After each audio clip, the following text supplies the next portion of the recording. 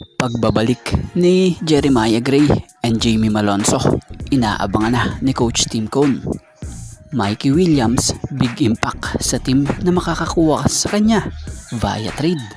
At Converge, bakit nga ba ganito na lamang biglang lumakas ang team na ito? Maverick Amnesty, may banta sa kanyang pagbabalik.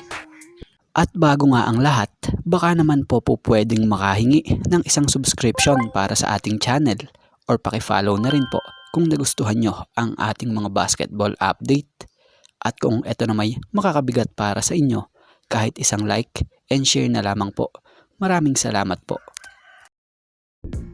Mukhang magiging kaabang-abang talaga ang team ng FiberX's next conference. Dahil nito lang sa kakatapos lang na PBA Governors Cup, nakita natin na malaki na ang kanilang pinagbago at naging improvements na talaga namang ikinatuwa ng mga fans. Dahil kahit na nga po independent team sila, nagawa nilang makipagsabayan sa mga bigating teams dito sa liga. Kaya naman sigurado ngayong paparating na conference na ito ng PBA Commissioners Cup, mas malakas pang Converge na ang ating masasaksihan dahil maglalaro na nga po ang first overall pick ngayong taon na si Justin Baltazar, na kung saan makakasama na nga rin niya rito ay ang mga bago pa ring mukha sa Converge, gaya ng isa pa ding pinakamalupit at pinakamatinik na shooter dito sa ating bansa na si Jordan Heading, matapos makuha ito ng Converge sa isang trade. Tapos makakasama pa at daragdag pa sa team ang NBA caliber at high flyer center forward na si Cheick Diallo. So for sure, mas magiging kaabang-abang ang kompetisyon ngayong PBA Commissioners Cup, lalo pat makikita natin ang mga bago at mga naglalakihang mga import kasama ang kanilang mga teams dito sa PBA. So Mikey Williams open for trade na kahit sa anong team. Yan nga ang matinding pasabog na binitawan ni TNT head coach Chot Reyes matapos nilang magawang makapagkampiyon ng walang presensya nito kontra sa Barangay Ginebra San Miguel. Matatanda ang si Mikey Williams ay ang naging bahagi ng dalawang kampyonato rin ng TNT na kung saan nakakuha pa nga rin ito ng 2 beses na Finals MVP award sa team ng TNT. At since matagal na nga rin naman itong hindi napapakinabangan ng TNT, dumating na nga po talaga ang oras para tuluyang i-trade na siya. Ayon nga sa nasabing head coach ng team via spin.ph, credit po ayon kay Coach Chot, "We've gotten over him already. We are open to trading his rights."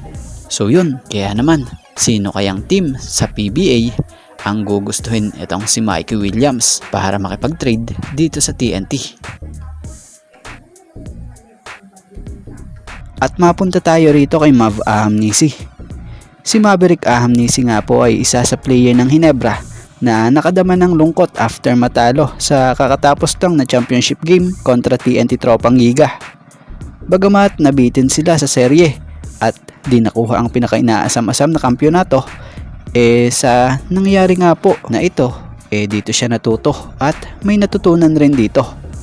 So inaasahan na mas magiging matindi pa ang Maverick Amnesty na ating makikita next conference, lalo pat nag-iwan nga siya ng salitang ito sa kanyang Instagram post. Credit po. Ayon nga po kay Mav, "Came up short, upside is now I'm more motivated. We'll be back." So si Mav Amnesty nga ay isa sa may pinaka maganda nga pong nagawa sa Barangay Ginebra sa kakatapos lang na conference. Lalo na nga po, maaasahan talaga siya ng team pagdating sa mga crucial game. Ang maganda pa nga po kay Mav, napakaswerte rin talaga ng Ginebra dahil nakuha siya ng team. Dahil malaking bagay nga po siya sa team at malaking bagay sa team yung pagiging coachable niya nga rin at talaga namang sumusunod siya sa sistema na nakapaloob sa kanyang team. Kaya naman gano'n na lamang siya agad naging fit sa sistema ng Barangay Ginebra At kahit nga si Coach Tim Cone, laking tiwala na rin sa kanya.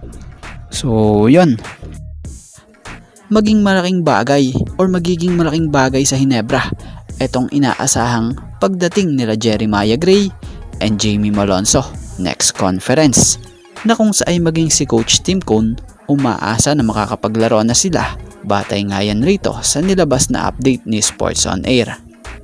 So kung mangyayari nga ito next conference, solid na Hinebra lineup na ang ating makikita.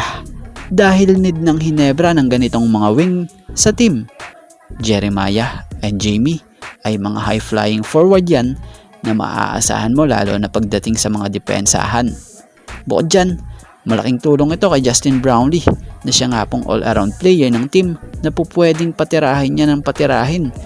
Dahil si Jamie and Jeremiah, solid nga rin po ito sa opensa, especially nga po sa 3-point area. So kaabang-abang ito. So yan,